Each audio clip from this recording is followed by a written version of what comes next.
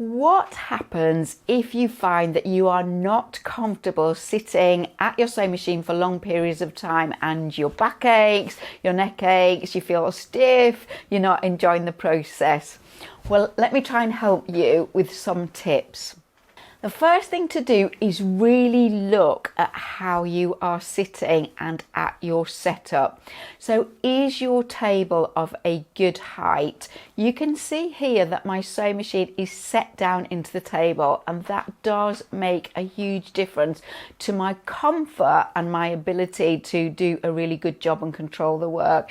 If I had my sewing machine just sat on the table, it would be too high and I would be in an unnaturally high, kind of forced sitting up begging kind of position, which is going to be quite tense, and I am going to end up feeling achy.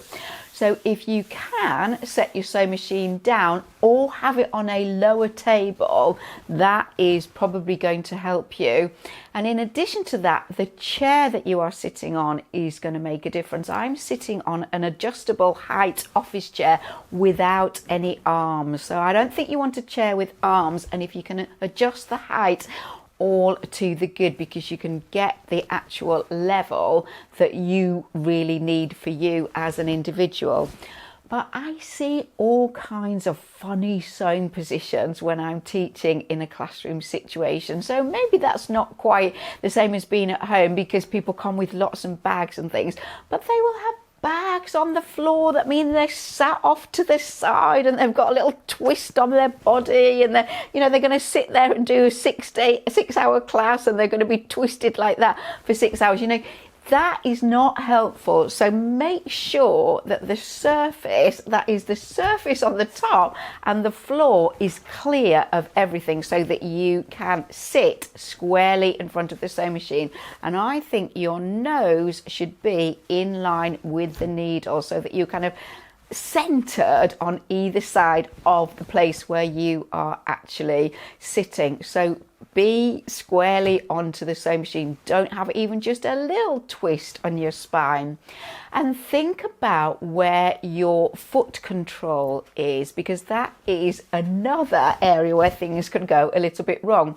Have a look at your foot control. Mine has a little kind of slotting channel where the flex, where the cable sits into, and I make sure there is no cable coming to the front. It's all tied into the back. And when I'm using my foot control, and it doesn't matter whether you use your right leg or your left leg, you should have your foot control kind of in line with your hip, so that your leg is not reaching out to the side for it. You again are sitting squarely, and your foot is just going up and down, and that your hips and knees are in line, and that is ergonomically correct. Okay, so really think about all of those things. Now, it's easy to say, isn't it, that you should be relaxed when you're sewing, and sometimes we are tense. I get quite tense when I'm doing buttonholes sometimes, because they can be a little bit tricky, okay, and they're difficult to unpick. But do try and relax, and don't sit for hours at your sewing machine without changing your position. So if I was making a quilt top and I was doing piecing, I personally deliberately put my ironing board so that I have to get up to go and iron, and I'm getting up and sitting down often. I think it is a mistake just to have it right by your side so that you are not moving. I always say to my students, every time you get up and down from your chair, you've done a squat. Think how many squats you can build into your sewing day. Wouldn't that be the most marvelous thing?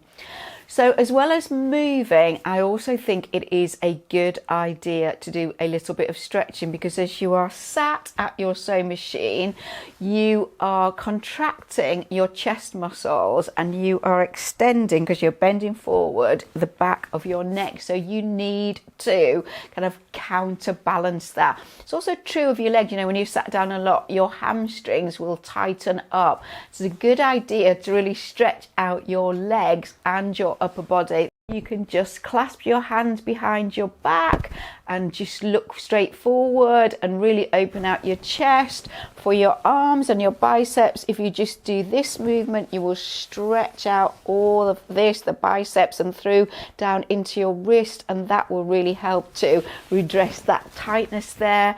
For your head, all you need to do is look from side to side. Just hold it for a count of 5 to the centre and back again. And this is the one that's always funny. Stick your head out like a turtle or a tortoise and then retract it. Do that 2 or 3 times during the sewing day, and you will help to loosen up your muscles and keep from getting stiff and uncomfortable. And of course we want to enjoy it, so the more movement you add into your sewing day, the better. So some of the tips there to really help you get the most out of your sewing time.